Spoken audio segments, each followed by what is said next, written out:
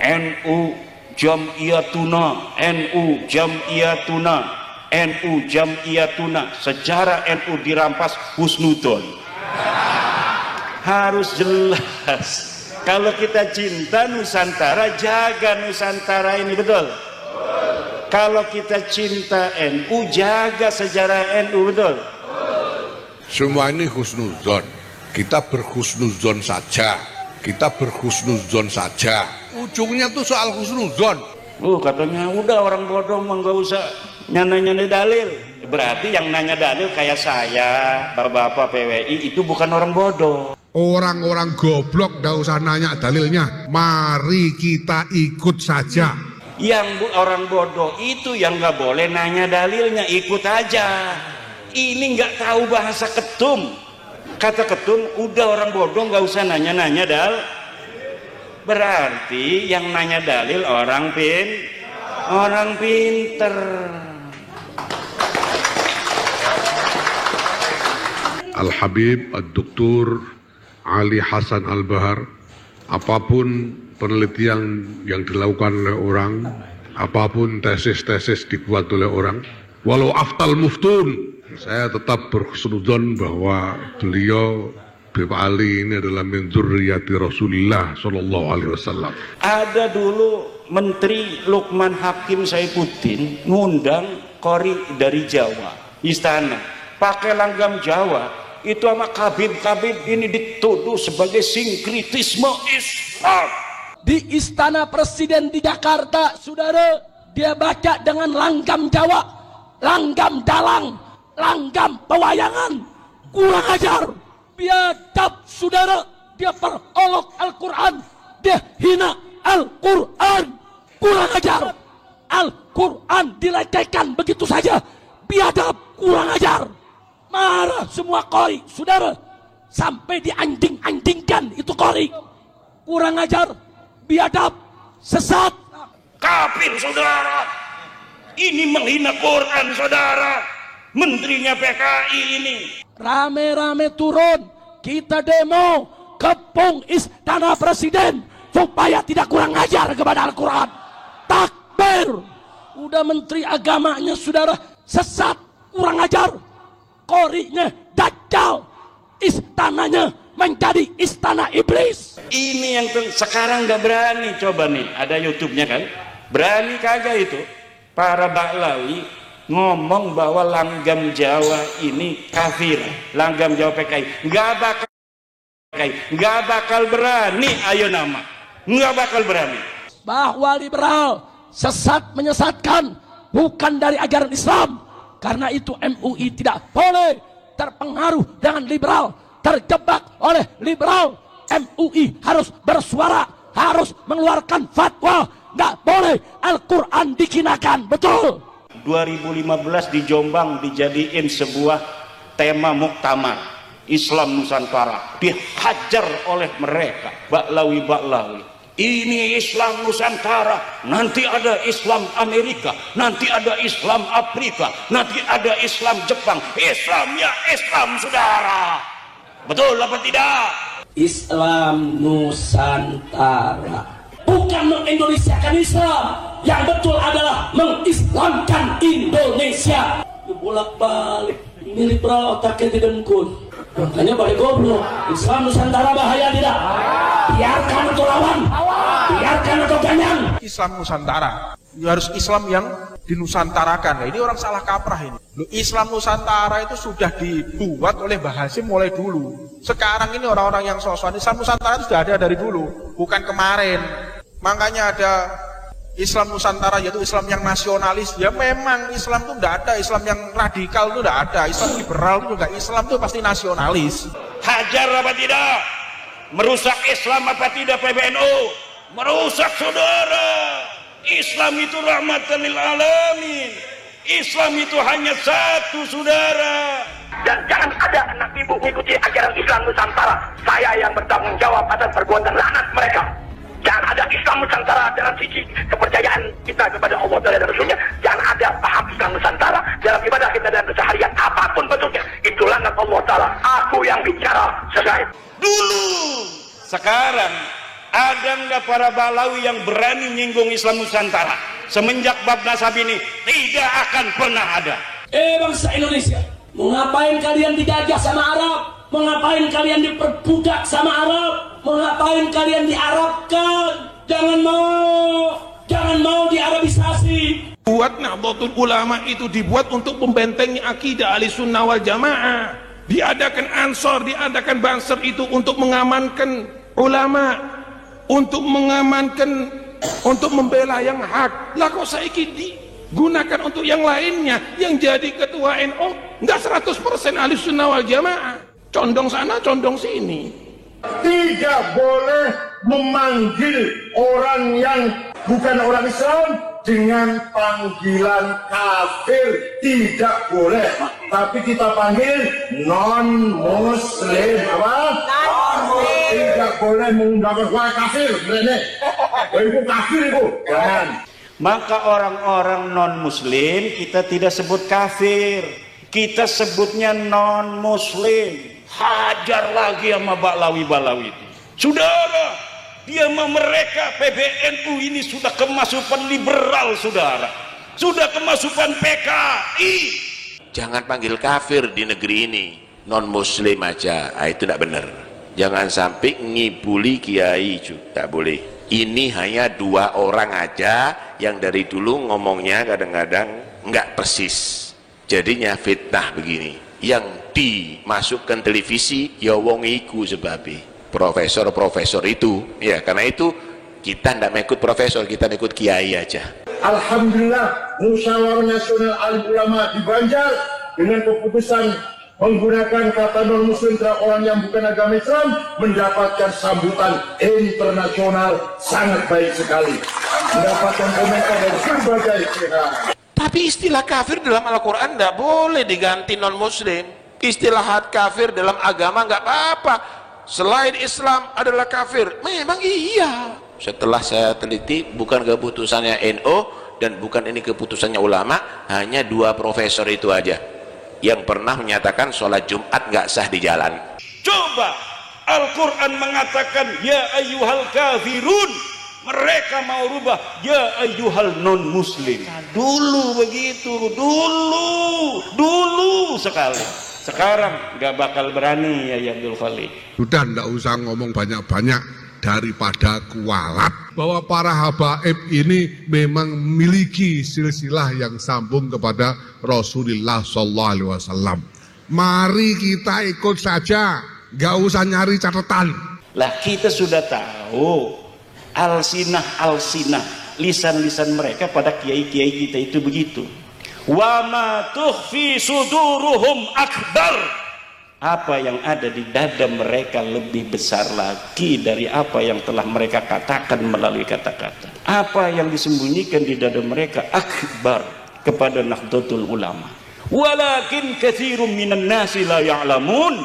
Tapi banyak yang tidak tahu atau pura-pura tidak tahu. Alhamdulillah salatan wassalaman ala Rasulillah amma ba'du. Maka yang saya hormati Ibu Nyai Ayu Fatimah dari keluarga besar dalam Tawang Sari, Raden Mas Abdullah Muhsin Subhin, ya, Dr. Kiai Haji David, Dr. Fatur Rahman sebagai moderator. Yang tadi kita dengar cerita beliau sudah meneliti manuskrip Jawa Wali Songo itu sampai Gunung Kawi. Jadi beliau sudah sampai Gunung Kawi ini. Kiai Abdul Khalik, kiai-kiai se-Mataraman, terutama para ketua-ketua PWI LS Kabupaten Mataraman, wabil khusus Tuan Rumah Ketua PWI LS Tulung Agung dan Panglima. Hadir juga di sini Panglima PWI LS Jawa Timur Gus Khairi. Juga dari Klaten, kiai-kiai Klaten ini banyak yang datang, ada Kiai Nawawi dan Kiai Zainal. Juga Tadi ada salam dari Ketua PCNU, tidak bisa hadir karena ada suatu hal, tapi mengutus anaknya untuk hadir ke sini. Alhamdulillah. Koordinator MWCNU se-Tulung Agung yang hadir, yang kebetulan pada hari ini juga ada musyahadah di PWNU, 1 MWC diutus 9 orang. Jadi dibagi-bagi acara MWCNU se-Tulung Agung, ada yang datang ke acara ini, juga ada yang mengikuti musyahadah. Kalau kita berbicara tentang sejarah, sejarah itu penting, dulur-dulur. Sejarah adalah komunikasi tiada henti antara masa lalu dan masa kini untuk dicari format strategis menata masa depan yang lebih baik dari hari ini dan masa lalu. Apabila format sejarah di masa lalu itu melenceng, kemudian realitas hari ini betul-betul tidak sesuai dengan muqaddimah sejarah yang ditulis pada masa lalu, maka ini Indonesia, wong Jawa akan ngacak, menatap dan mengukir masa depan untuk dia dan anak cucunya. Tadi yang disebutkan oleh Dr. David ini luar biasa. Perubahan, upaya merubah sejarah bangsa Nusantara. Ini bukanlah sebuah cita-cita, tetapi sudah mereka laksanakan. Sebenarnya Al-Quran, kalau kita merujuk pada Al-Quran dan kita betul-betul bukan hanya menghafal dan membaca Al-Quran, tetapi juga kita betul-betul memahami bagaimana diksi-diksi Al-Quran telah memberikan peringatan kepada kita bahwa di masa lalu ada sekelompok orang itu yang sukanya merubah sejarah.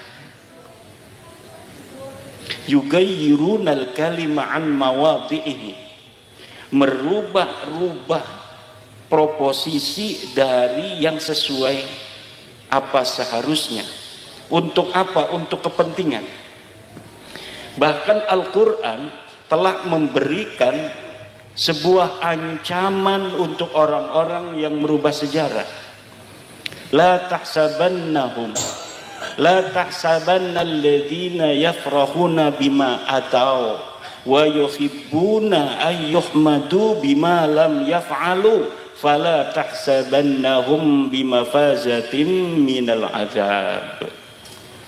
La tahsabanna alladhina yafrahuna bima atau, jangan engkau kira temenan pakai nun sakilah itu, nun taukid, fala tahsabanna alladziina, orang-orang yafrahuna yang berbahagia, bima atau dengan apa yang telah mereka lakukan, merubah-rubah sejarah demi kepentingan mereka hari ini, wa yuhibbuna ayyuhmadu bima lam yaf'alu, dan mereka suka, ingin mendapat pujian dari apa yang tidak mereka lakukan di masa lalu.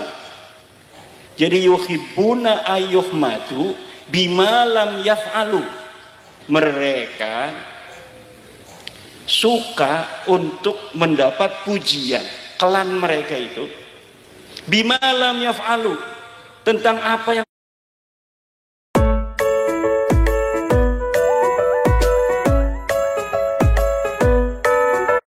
tidak mereka kerjakan.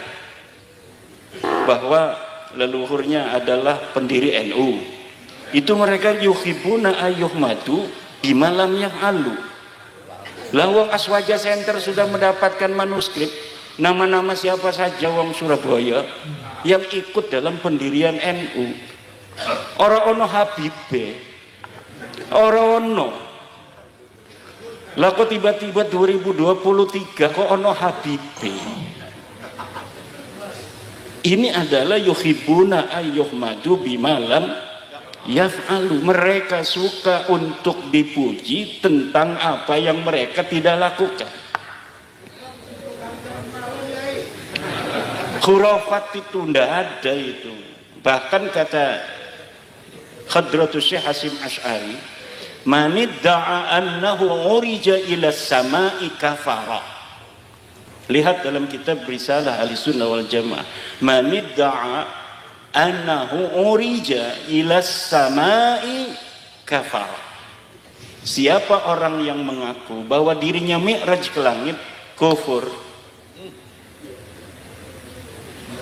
Juga kalimat yang sama telah diberikan oleh Fudail bin Iyad, kalau tidak salah. Kalimat yang sama seperti Mbah Hasyim, bahwa orang yang mengaku mi'raj ke langit itu Qadhi Iyad, ya. Qadhi Iyad mengatakan hal yang sama dengan Mbah Hasyim, bahwa orang yang mengaku dirinya itu mi'raj ke langit itu kufur. Apalagi sampai 70, kufurnya 70 kali.